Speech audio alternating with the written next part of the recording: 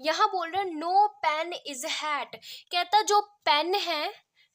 ठीक है, यहाँ पे पेन है, यहाँ पे हैट है,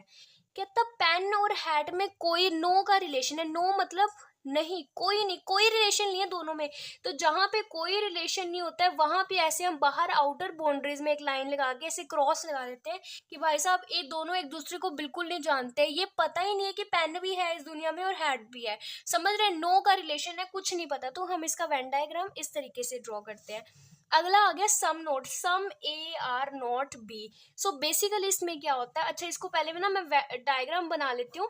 फिर आपको बताती हूँ कि इसका मतलब क्या है। पहले कहता ना, अच्छा वो फैमिली वाली बात की थी, कहता एक फैमिली के जो कुछ सदस्य हैं वो दूसरी फैमिली के मेंबर्स को जानते हैं, कुछ जानते हैं ना, सारे तो नहीं जानते। अब यही सम नोट का काम है, कहता सम ए आर नॉट बी, कहता जो ए का हिस्सा है उसमें से जो कुछ पार्ट है वो बी का नहीं है, ठीक है, सम ए आर नॉट बी, कुछ ए बी नहीं है,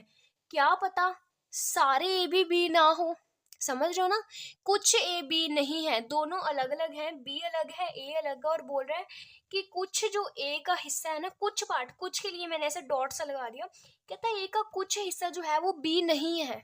बी को नहीं जानता कुछ हिस्सा। अब हमें क्या पता जो पूरा हिस्सा है वही ना जानता हो, यहाँ तो कुछ की बात हुई है, क्या पता सारा हिस्सा ही बी को ना जानता हो, ये क्या पता सारा हिस्सा ही बी को जानता हो, ये क्या पता ए वाला ए बी को जानता हो लेकिन बी ए को ना जानता हो, समझ रहे हैं ना, इस तरीके से कंक्लूजन हिडन रिलेशनशिप बाहर आएंगे, ठीक है। बट हमें वेन डायग्राम्स का स्ट्रक्चर जो है वो यही रखना